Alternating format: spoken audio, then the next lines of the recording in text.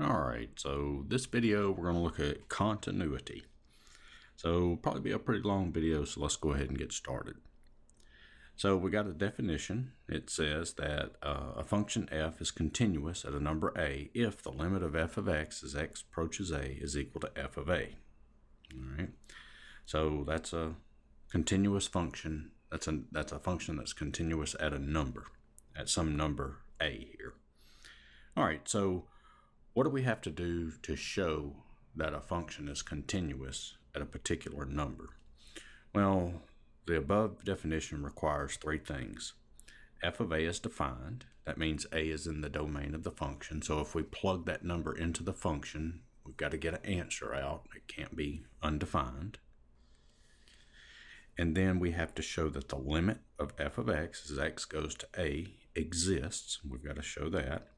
And then the limit, well, and then basically all this last one means is what we get for the first one and the second one, they have to be equal. The limit of f of x as x goes to a has to equal f of a. So this right here has to equal this. All right. So before we get into looking at functions and determining if it's continuous at a particular point, or finding where if it's discontinuous, let's look at a graph. Let's look at the graphs and let's see what happens. All right, so below is the graph of a function f. At which numbers is f discontinuous and why? All right, so let's look at this. So we can see right off that the graph is discontinuous at 1. So first we have it's discontinuous at x equal 1, because you see we have a hole here in the graph. Now if you look at this, the limit exists, because if we look at the limit as we come into 1 from the left and then we come in from the right, they're the same. They're at this y value here, whatever it is. It doesn't matter what it is, but we can see whatever this y value is, well, that's what we get, this y value, as we approach 1 from the left and as we approach 1 from the right. So the limit exists. But if we go to plug 1 into our function, okay, and this whole graph right here represents the function. So if we plug 1 in, we can see there's a hole there. It's not defined. Okay, so for this one, the reason that it's not continuous is f of 1 is undefined. Okay. All right, so what's another point that it's discontinuous? Well, maybe at 3. All right, so at x equal 3, let's check that out. Well, if we do f of 3, okay, so if we evaluate the function at 3, we actually get an answer here. It's whatever this y value is, okay? So let's go to the next one. Let's look at the limit as x approaches 3. Well, if you remember in previous sections, in the limit of f of x as x approaches 3, in order for that to get a value there, the limit as we approach 3 from the left and the limit as we approach 3 from the right, they have to be the same. Well, you can see here as we come into 3 from the left, we're getting a y value down here, and as we come into 3 from the right, we're getting a y value up here. So for this one, the limit as x approaches 3 from the left of f of x does not equal the limit as x approaches 3 from the right of f of x. And so that the limit does not exist. So the limit as x approaches 3 of f of x, that does not exist. All right, now the next thing is, what about x equal 5? Okay, So far it's kind of going down the list of what we had up here. This has to be defined, and then the limit has to exist, and then the first two have to equal each other. So in the first one, we saw that the function just wasn't defined there, so that made it discontinuous. And in the second one, the limit did not exist, so that means it's not continuous at that point. All right, so now we're going to check x equal 5. So if we look at f of 5, okay, evaluate the function at x equal 5, well, we get a y value. We get this y value up here. So the first condition, that's satisfied. Now let's look at the limit as x approaches 5. Well, you can see as we come into 5 from the left, we're right here at this y value. If we come into 5 from the right, well, we're at the same y value. So the limit exists. Okay, the limit of f of x as x approaches 5 exists. But let's go to the third condition. Well, you can see here that f of 5, which is this y value up here, does not equal this y value up here. So it does not equal the limit as x goes to 5. All right, and so that's what makes it discontinuous there. So that kind of gives you a picture of what all of this looks like. Okay. All right, now let's look at this. Where are each of the following functions discontinuous? All right, so where is this discontinuous? Well, we're going to probably say x equal 2, right? It's undefined there.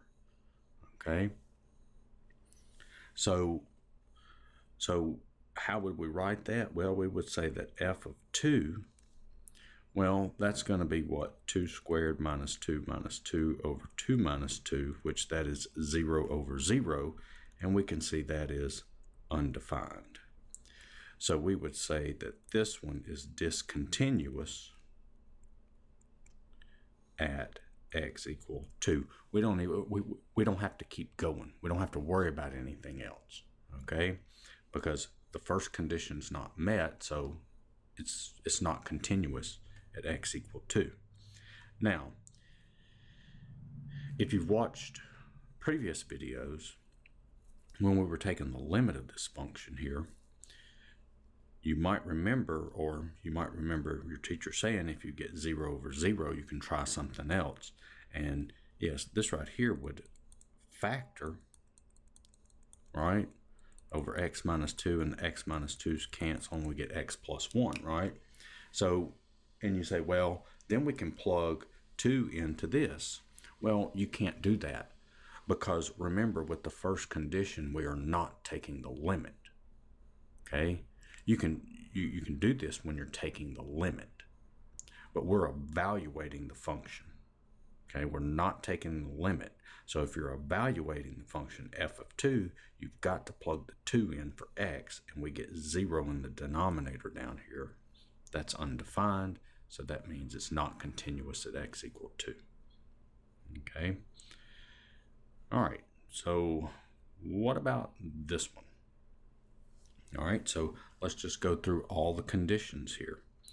So we've got, let's see, the first one, we're going to find f of, and it's probably going to be, if it's discontinuous, it's going to be discontinuous at 0 probably. So let's do f of 0. Well, we can see when x equals 0, we get a y value of 1. So that one checks out. Okay, so we're good there. So it's defined at x equals 0. Now, the next thing that we have to do is we've got to calculate the limit.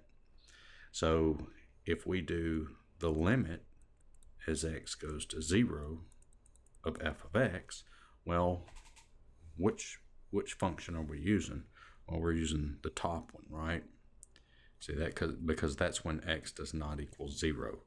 So that equals the limit as x goes to 0 of 1 over x squared. And we can see that x is getting smaller and smaller. Now look, we can come in from the left and we can come in from the right on 0, but it doesn't matter.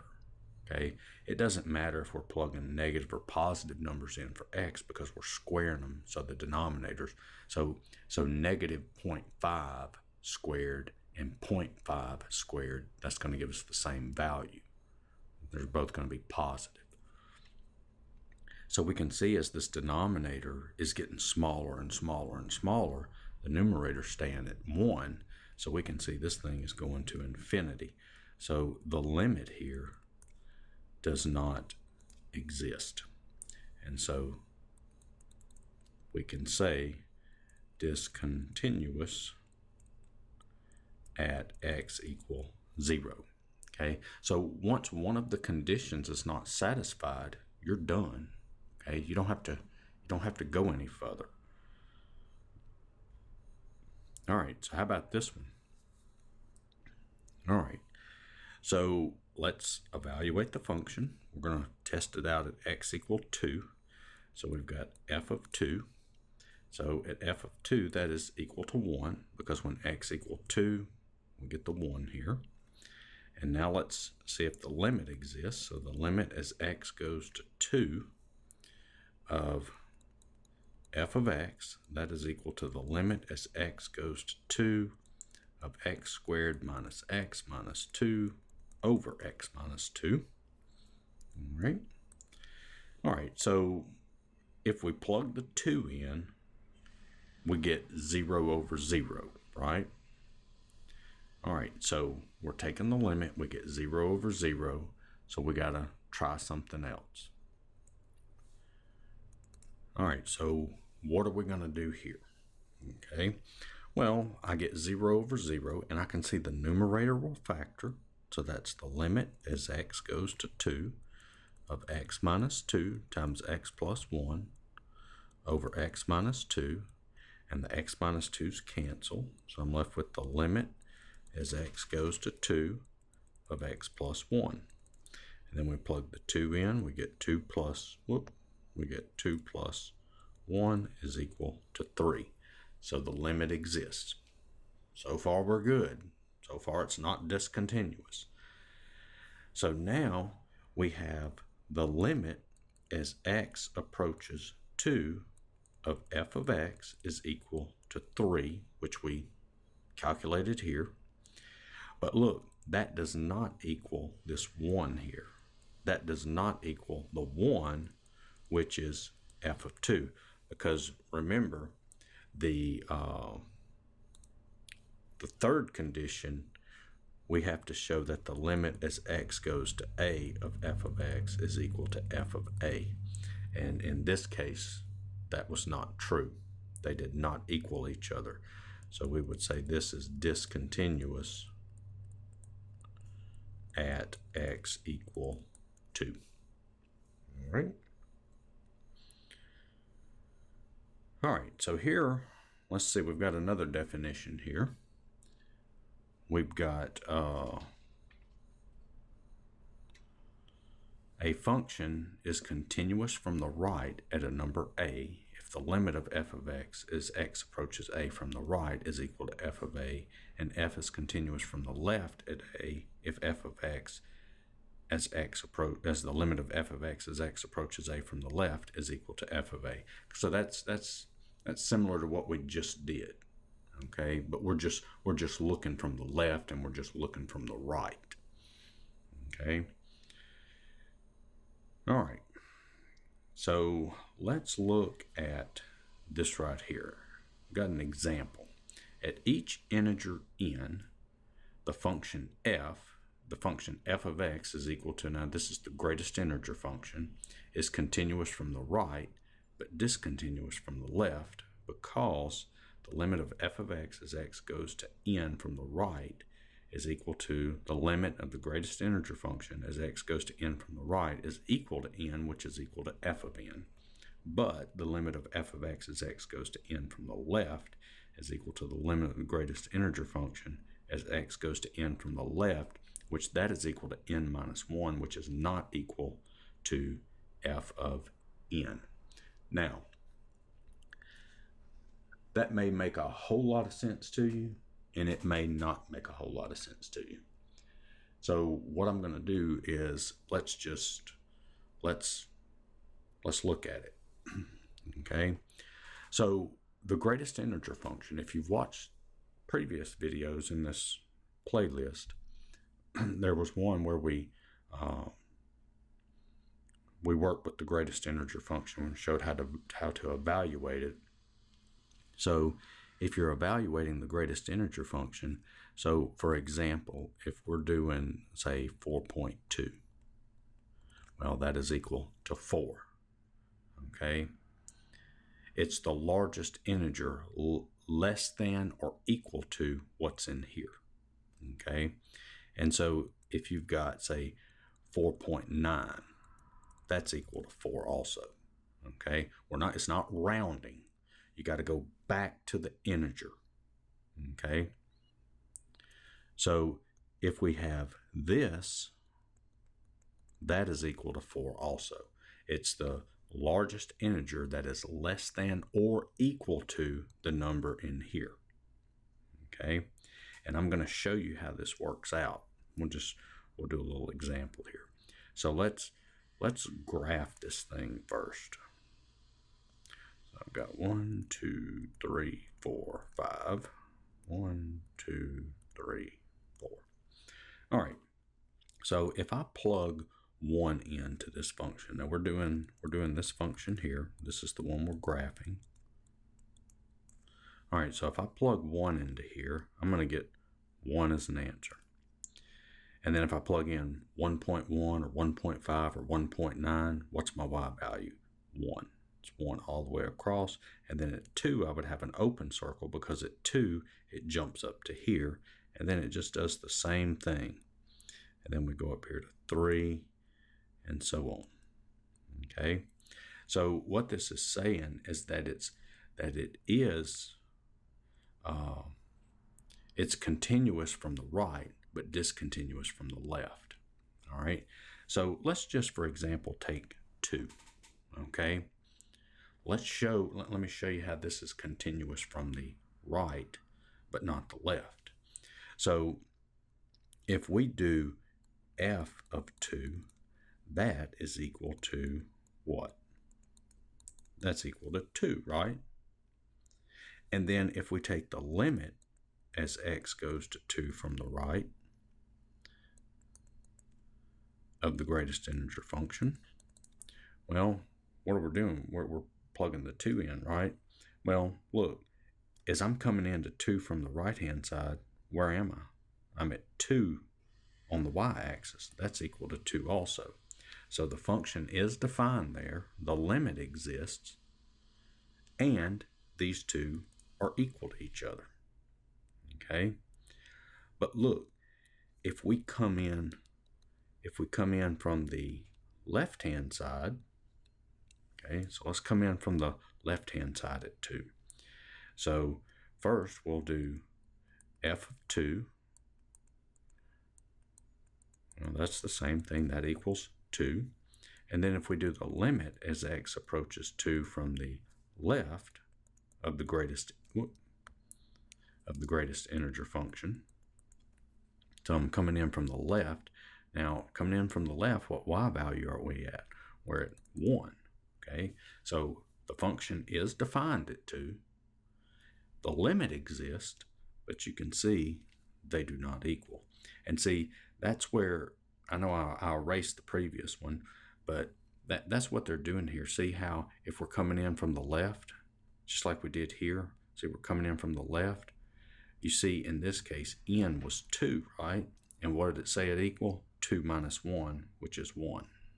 Okay, that's what that is. And then you saw on this, we've got, we got 2 here and we got 2 here, and that's what this is showing, that they both equal n. Okay, so hopefully that makes sense. And look, just to show that it's continuous at a number, you've got to just go through those 3 conditions there. The function has to be defined, the limit has to exist, and then they have to be equal to each other.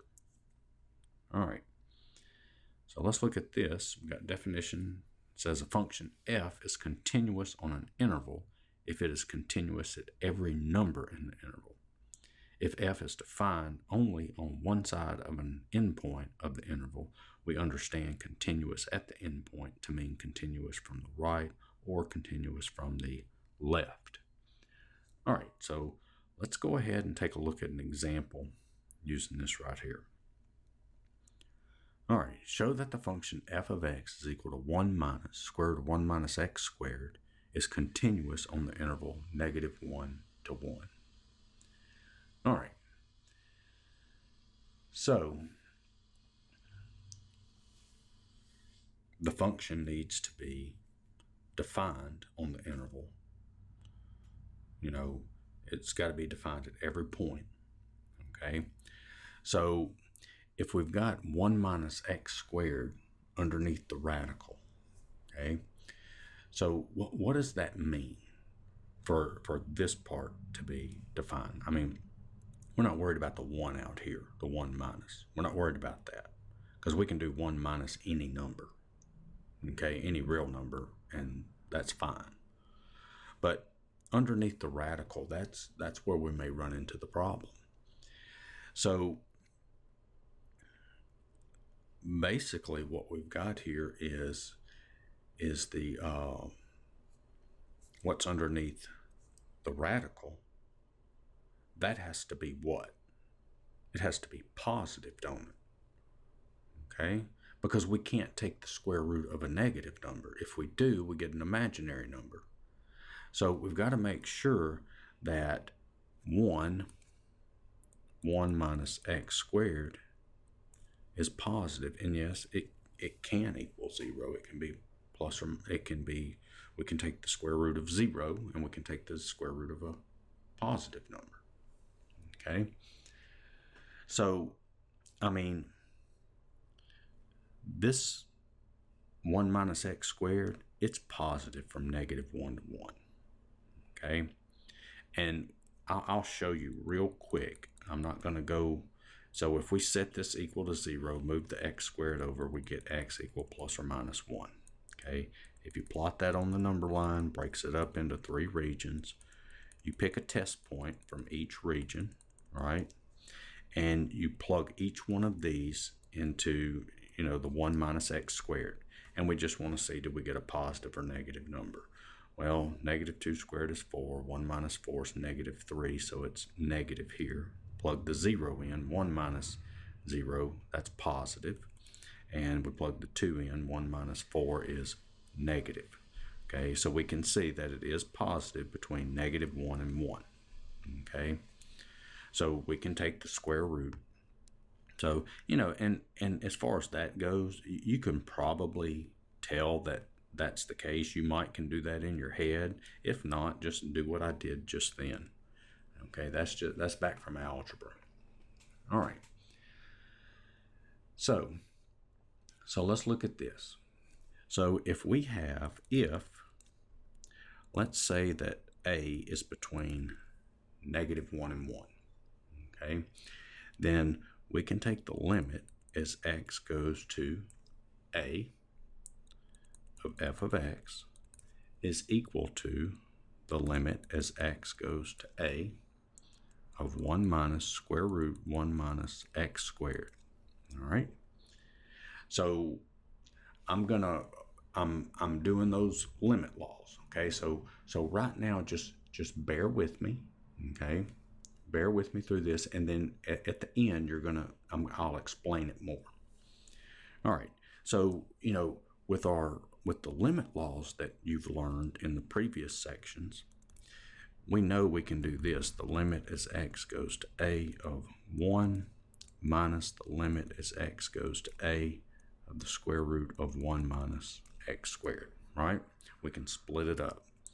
And so we know this one is 1, right? That's 1 minus the limit as x goes to a, all right, of 1 minus x squared. Whoop. Okay. And we can't, remember how you got the square root of this? You can take the square root of the entire thing. Okay, you can take the square root of the whole thing. And so this is 1 minus, and then that's going to be the square root. Now, what's the limit of this under here? Well, we just plug the a in for x. So that's 1 minus a squared. You see that? And that is equal to what? Isn't that the same thing as f of a? You see that? I mean, think about it. You look at your function here. That's f of a is what? 1 minus square root 1 minus a squared, right? We just plug the a in for x. Isn't that what we have here? So we know that the function is defined on a because a is between -1 and 1. I just showed you at the first of the problem how that is a positive number. If you plug in any number between -1 and 1 in for x here, you're going to get a positive value. So it is defined. And then we just showed that the limit, this limit here, is equal to the function evaluated at a. Okay? All right. Now, let's show that. Now, let's look at the endpoints, okay, and use this definition up here. Well, I'm sorry. Yeah. Well, where is it? That and this right here. See that? So we're going to show that it's continuous from the right and continuous from the left. All right. So if we have the limit as x goes to, so we're going to what? To -1. To -1 of what? F of x. And that is 1 minus square root of 1 minus x squared. Now, for x approaching -1, are we coming in from the left or are we coming in from the right? Okay, well, if you look at this on the number line, you've got -1, you've got 1. Now, what the problem is saying is that it's continuous on this interval right here, -1 to 1. So that's from here to here, right? So we're not concerned about anything out to the left of -1, and we're not concerned about anything to the right of 1. We're not worried about anything outside of -1 and 1. Okay, so you can see for -1 we'll be coming in from the right. Okay, and then the same argument, because I'm going to erase this, and when we do the limit as x goes to 1, we're going to be coming in from the left. All right, so this is equal to what? 1 minus square root 1 minus -1 squared, which this right here is just 0, so that's equal to 1. And then if we evaluate the function at -1, we're going to get 1 minus square root 1 minus -1 squared, and that equals 1 also. So we can see that these are the same. The limit exists, the function is defined at -1, and they're the same thing. So it's continuous at -1 from the right. And then we'll do something similar to show that it's continuous at 1 from the left, because we're staying inside that interval. We're not going outside the -1 and 1. And that's going to be 1 minus square root 1 minus x squared. And that is 1 minus square root of 1 minus 1 squared, which that's 0 there. That's equal to 1. And then we've got f of 1 is equal to 1 minus square root 1 minus 1 squared, which that's 1 also. So the function is defined at 1, the limit exists, and they're the same. So it's continuous at 1 from the right. And this so this function here is continuous on the entire interval from -1 to 1. Okay. All right, so now we got a theorem here. It says if f and g are continuous at a and c is a constant, then the following functions are also continuous at A. All right, so we've got a function f that's continuous at A, and we got a function g that is continuous at A. So that means f plus g, f minus g, c times f, where c is some constant, f times g are all continuous at A. And f over g is also continuous at A, provided that g of A is not equal to 0. Okay? So that, if you have a bunch of functions added and multiplied or divided together and stuff, and you're trying to determine if it's continuous at a particular function, you can just see, continuous at a particular point, you can just go look at each function and see if each function is continuous at that value, and then apply this to that. Okay? All right, and I'm going to look at some examples. All right, so we got a theorem here. Any polynomial is continuous everywhere. Okay, so if you have a polynomial, it's continuous everywhere from negative infinity to infinity. This means it's continuous on the real numbers, which is negative infinity to infinity. And any rational function is continuous wherever it is defined. Okay, so a rational function is continuous over the whole real numbers from negative infinity to positive infinity, except where it may be undefined. In other words, that 0 in the denominator. Okay, so at every number that is in its domain. Okay, all right, so let's look at this. So a lot of times when you get to stuff like this, and you start talking about all this continuity and ways to do limits and this and that and everything, a lot of students, they'll forget things, the simple things. Okay, so you come across a problem like this, and a student looks at it and sees that it's a fraction. Okay, and they start thinking, well, what do I do to this? What do I do to this? How do I do this? Okay, so this problem, I'm throwing it in here. Okay, how do I evaluate that limit? Well, just always remember this. Just remember this. The first thing you want to try is the easiest thing. Plug the -2 in and see what happens.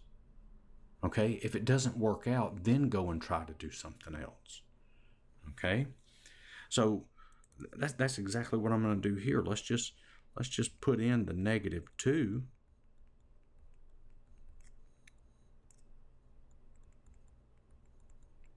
All right, so we just plug that in,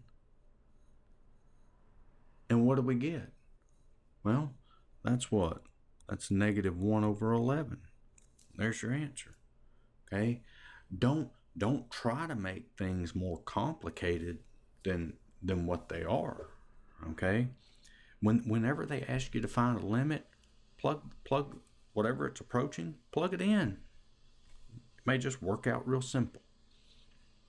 Okay, so let's look at some trig functions, and then we'll look at some other kind of functions that are continuous at all the numbers in their domain. All right, so we got cosine theta and sine theta. They're continuous everywhere. Okay, so I'm sure you remember the graph of sine, right? It just keeps going, just goes on forever like this. And also cosine, right? I know that's not a good drawing, but you know where we're going with it. They're continuous everywhere. There's no holes or anything like that. All right. And what about tangent theta? Where all is it continuous? Well, we know tangent theta, it has some vertical asymptotes in there, right? When you look at the graph of tangent, it's like this. I know I don't have anything labeled, but just a rough sketch. A lot of times when we're looking at things in calculus, we want to kind of get an idea what the graph is. We don't really need any kind of precise graph of it, and, everything labeled and all that stuff. Sometimes we just need to know, okay, well, what does it look like? Okay, and that's just a rough sketch of the graph of tangent. And we know this is what? Pi over 2 and, I'm sorry, negative pi over 2, and that's supposed to be, let me draw that again. You know, we're at negative pi over 2 and pi over 2. That's the vertical asymptotes there. And so, and we know that tangent theta is continuous everywhere except at these values right here. And another way that you can look at this, we know that tangent theta is equal to what? Sine theta over cosine theta, right? So tangent, it's continuous everywhere except where? Where cosine theta is equal to 0, because we got cosine theta in the denominator. You see that? All right. Now, where is cosine 0? Well, it's 0 at pi over 2, negative pi over 2, right? Because if we look at that, and I did a problem in an earlier lesson where we got into that kind of, you know, we got kind of into some detail. But if you look at this, we'll just look at the positive. Whoop, that's not pi over 2. That is pi. And then we got pi over 2, and then we got 3 pi over 2. And we know cosine is going to look something. And, you know, once again, this is just kind of a rough sketch here. All right, so you can see that cosine is 0 here, here, and where else do you think it's 0? Maybe out here at 5 pi over 2, 7 pi over 2, if we kept going, and so on. Okay, so we're at 1 pi over 2, 3 pi over 2, 5 pi over 2, 7 pi over 2. Okay, and then also negative pi over 2, negative 3 pi over 2, and so on. All right, what about the inverse function? So the inverse function of any continuous one-to-one function is also continuous. Okay, so keep that in mind. So if you have a function, it's continuous over whatever numbers, then its inverse is also continuous. And so that also tells you that what? The inverse trig function would also be continuous over whatever intervals. Okay? And then it goes on here, we got a theorem. It says the following types of functions are continuous at every number in their domains. Okay? Now, keep in mind, notice what it says here, continuous at every number in their domains. Okay? So, we got polynomials, rational functions, root functions, like square roots, cube roots, that kind of stuff. Trigonometric functions, inverse trig functions, exponential functions, and logarithmic functions. So, if it's in the domain, then it's continuous there. All right, so let's look at this. Where is the function f of x is equal to natural log x plus inverse tan x over x squared minus 1? Where is that continuous? On what intervals is it continuous? All right, so this right here kind of goes back to, where is it? This up here. Okay, we're going to look at each individual function. Okay. All right, so let's look at natural log. Let's look at natural log x. Where is it continuous? Well, do you remember what the graph of the log function looks like? Looks like that, right? All right. Like I said, sometimes just a rough sketch is all you need. Okay, a rough sketch is all you need. All right, so we can see that this is continuous. Remember, the log function is never going to cross the y-axis. So the log function is continuous from 0 to infinity. Okay. Now, what about the inverse tan function? Okay. What about inverse tangent? All right. So inverse tangent, well, we can take the inverse tangent of any number from negative infinity to positive infinity. So that's negative infinity to positive infinity. And then x squared minus 1, well, that is a polynomial, right? That's a polynomial.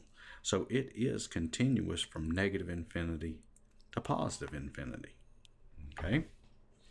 All right, so it looks like that we're getting to the interval that this function here is continuous on.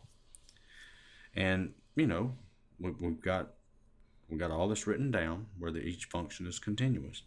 But you can't stop there. You've got to go on. You've got to think about it more. Okay? So if I look at this, I think an easy way to do this is to draw a number line. Okay?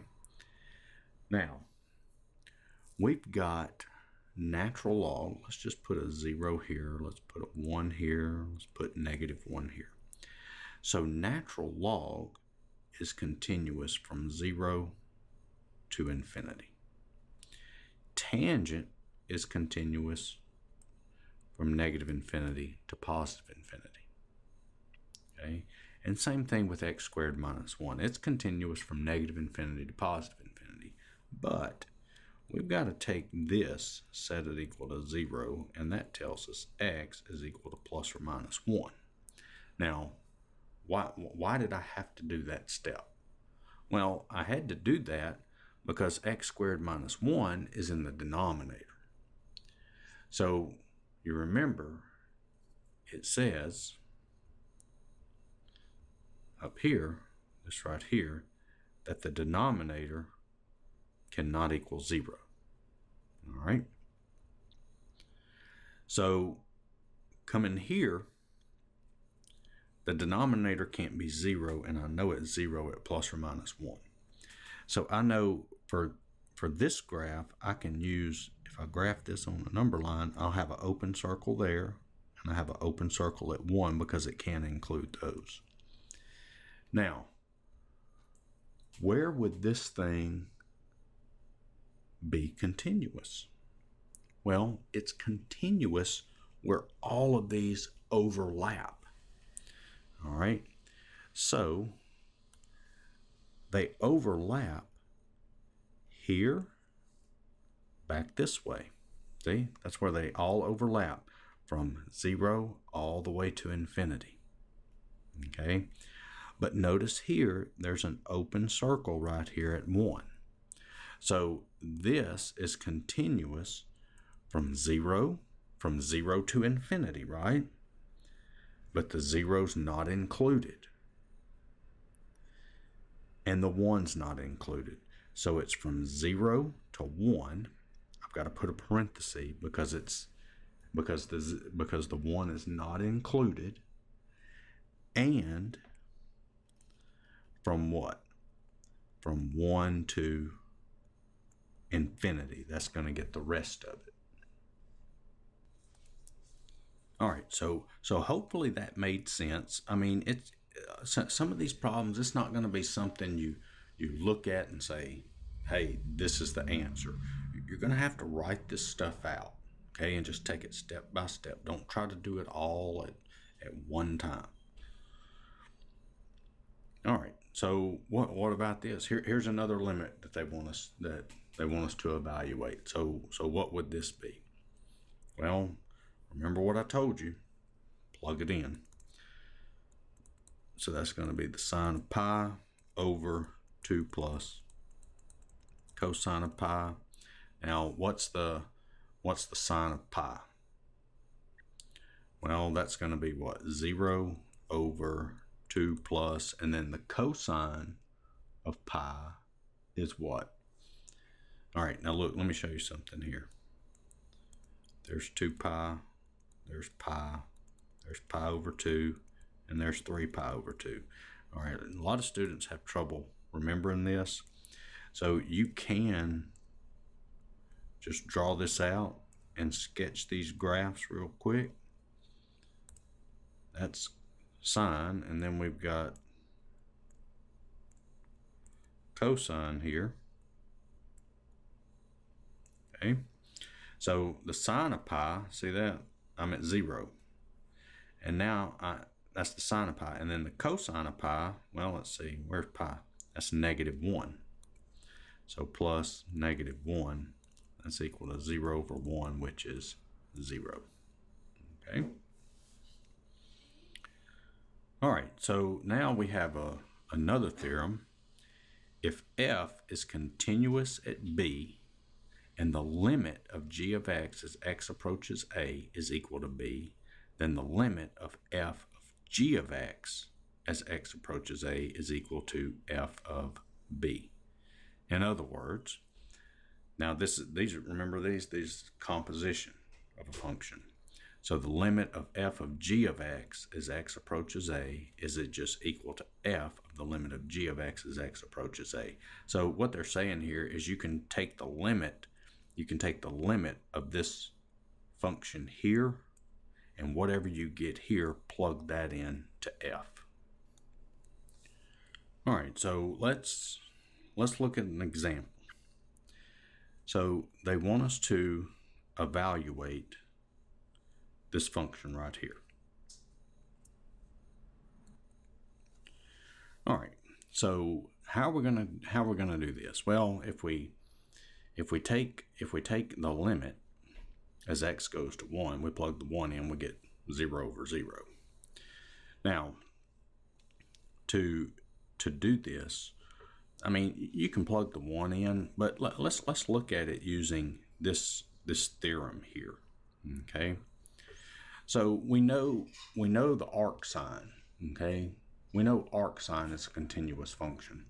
So basically, what this theorem says is that we can rewrite this as arc sine.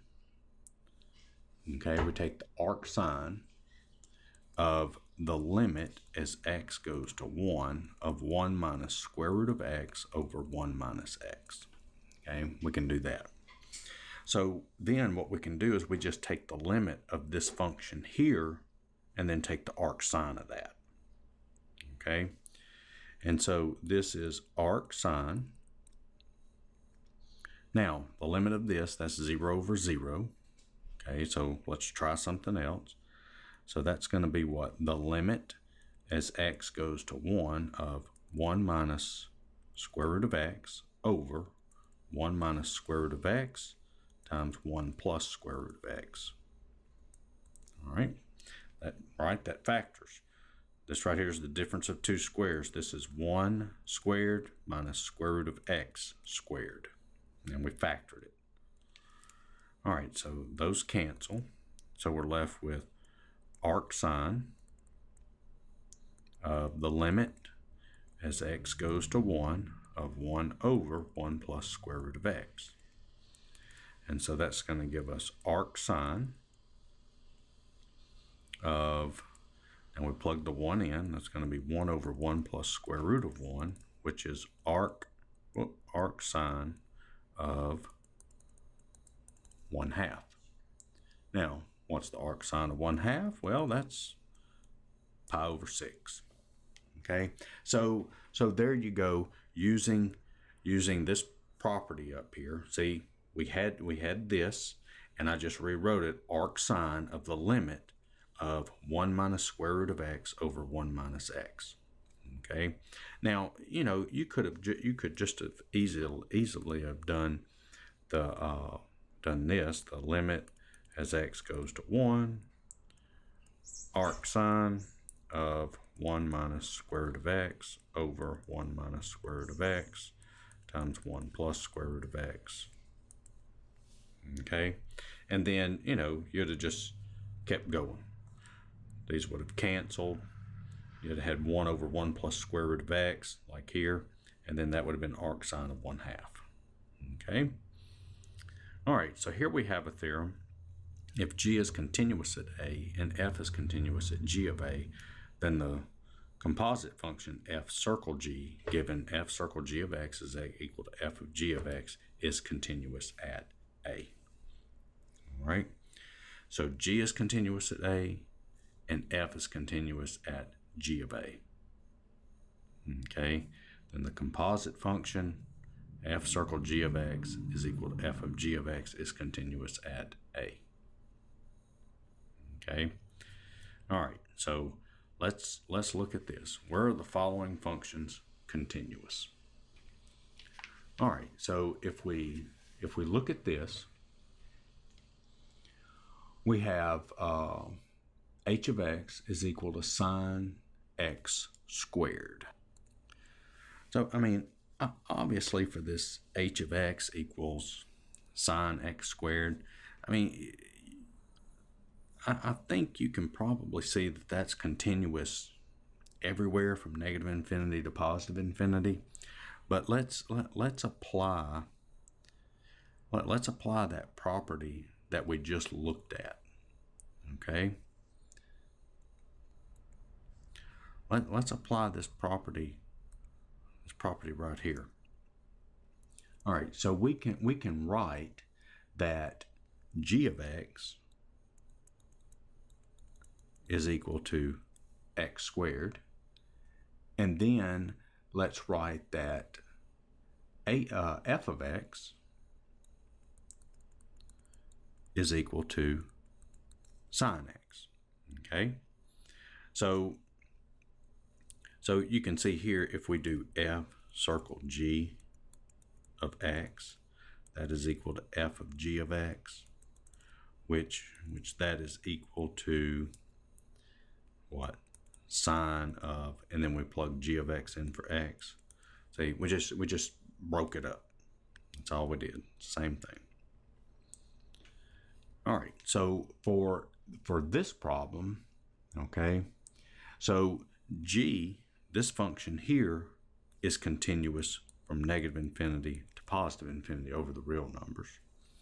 Sine x, we talked about that a little bit earlier, it's continuous from negative infinity to positive infinity. You see that? Well, that's going to tell us that what? So that's going to tell us that f circle g is continuous from negative infinity to positive infinity over all the real numbers.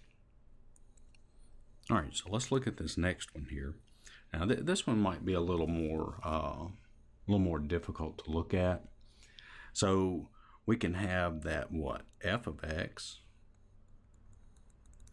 we'll say that's equal to natural log x, and g of x is equal to 1 plus cosine x.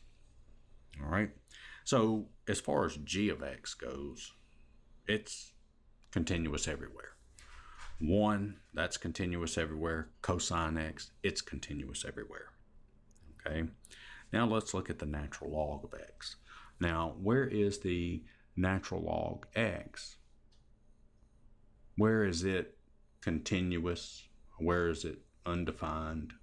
Okay, now for that, we know that this is only continuous when we're taking the natural log of a number larger than 0. So that tells us that 1 plus cosine x has to be greater than 0, right? All right, so if we look at this, then this has to be positive, so it's going to be undefined when cosine x, okay, it's going to be undefined when cosine x is equal to negative 1, because when cosine x is equal to negative 1, that's going to give me 0 there. Okay, now you might be thinking to yourself, something that might have popped into your head, well, what about when cosine x is just negative? Well, it doesn't matter if cosine is negative. It just cannot equal -1. Because remember, the cosine function is between -1 and 1, right?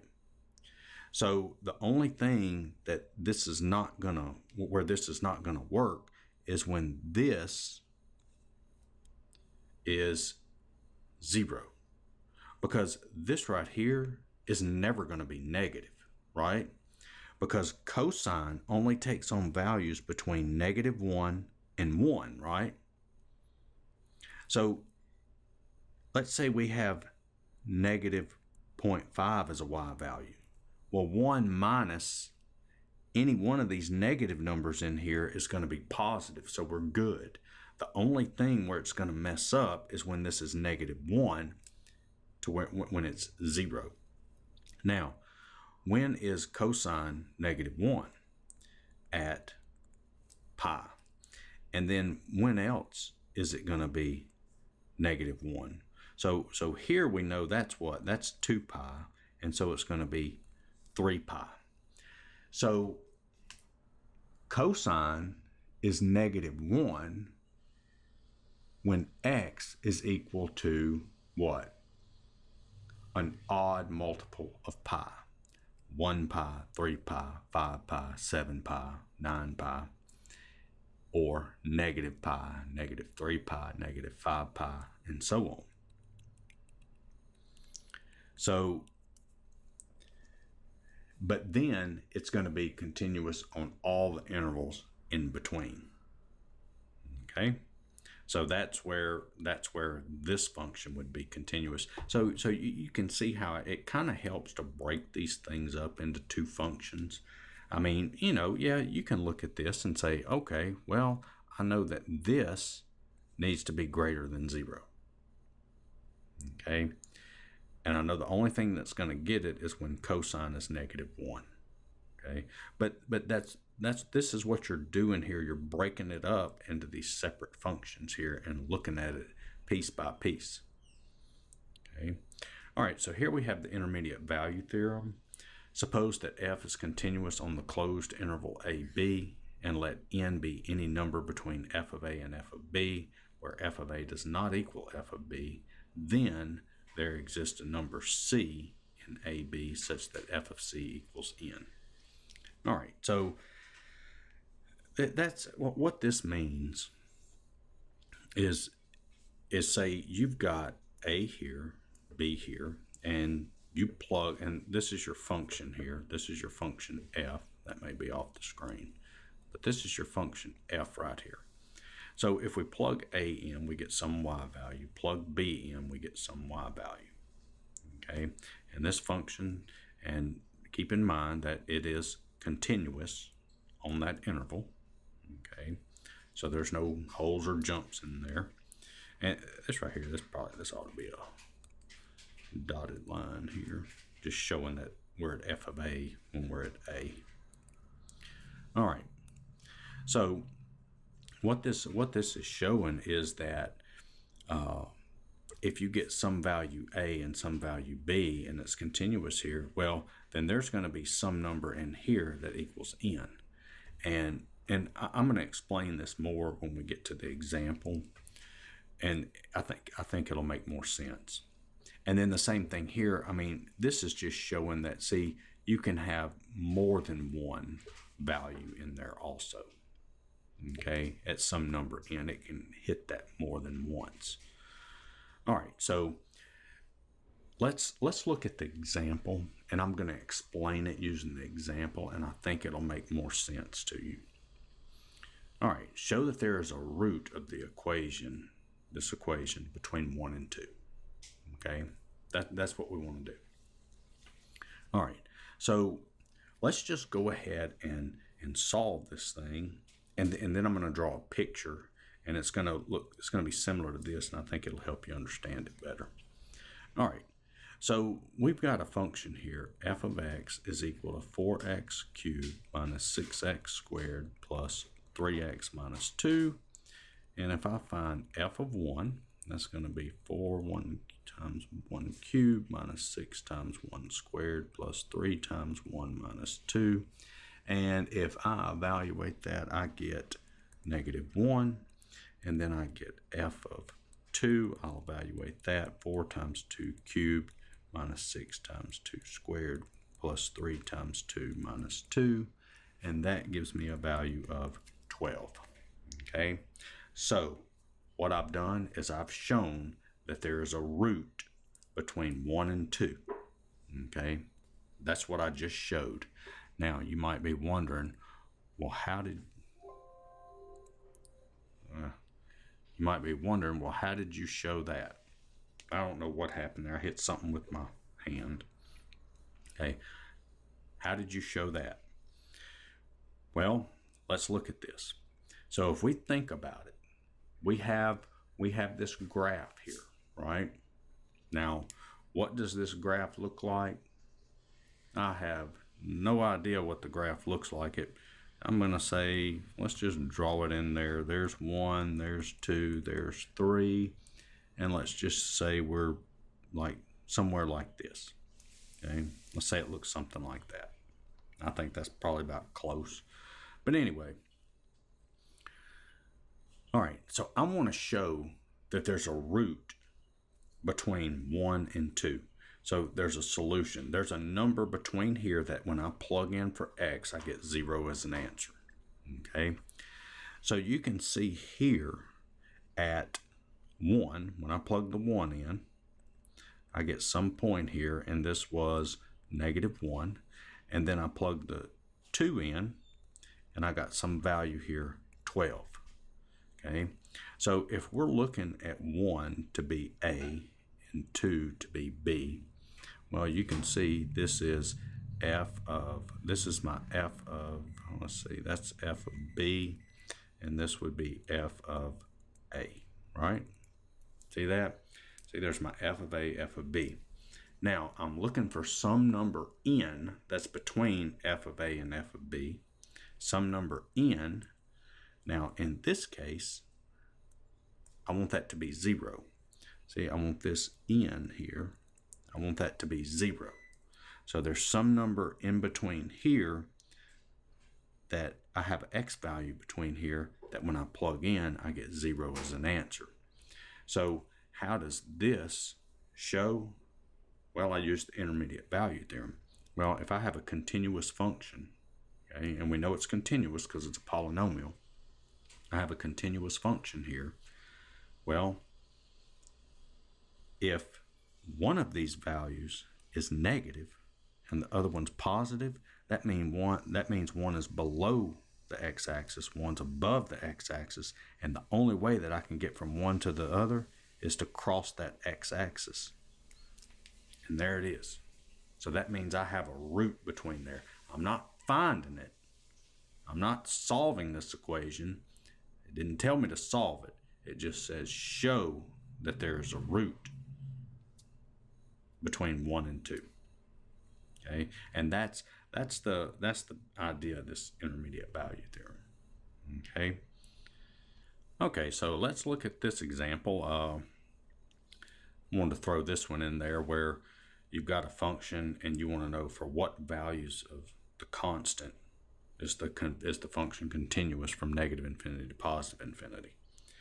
All right, so we know this is a polynomial, so it's continuous everywhere. This is a polynomial, it's continuous everywhere. Now, they might differ here at 2.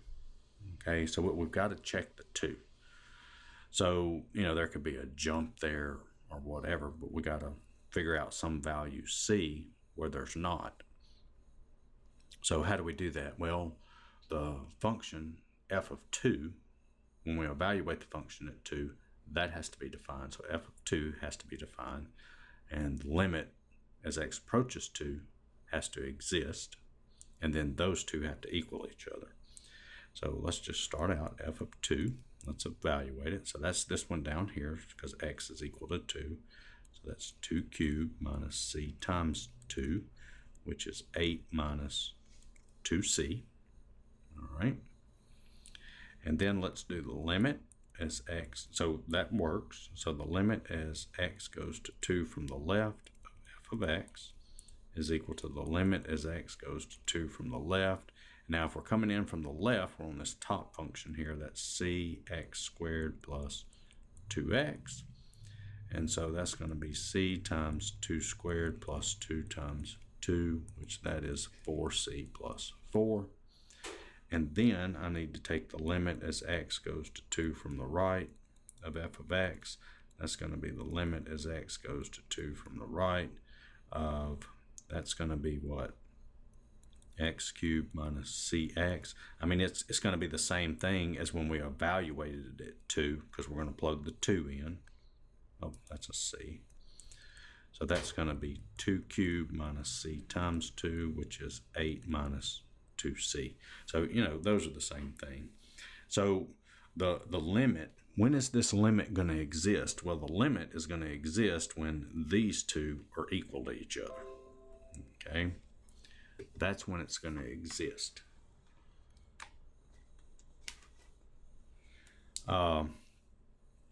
So we've got, in order for the limit of f of x as x goes to 2 to exist, these have to equal, so we've got to set that equal to that. So that's going to be 4c plus 4 equals 8 minus 2c, so that's 6c equals 4, and so that gives me c is equal to 2/3. Okay, and so it's this value here, 2/3. Okay, because look, if I plug 2/3 into here, plug 2/3 into here, I'm going to get the same thing. So that would be my limit as x approaches 2 of f of x whenever I plug 2/3 in for c. And then I'm going to get the same thing if this is 2, if c is 2/3, and then I plug the 2 in, I'm going to get the same thing as I did with these limits, because look, this is the same thing as this. Okay, so I know that was a long video. I hope it made sense.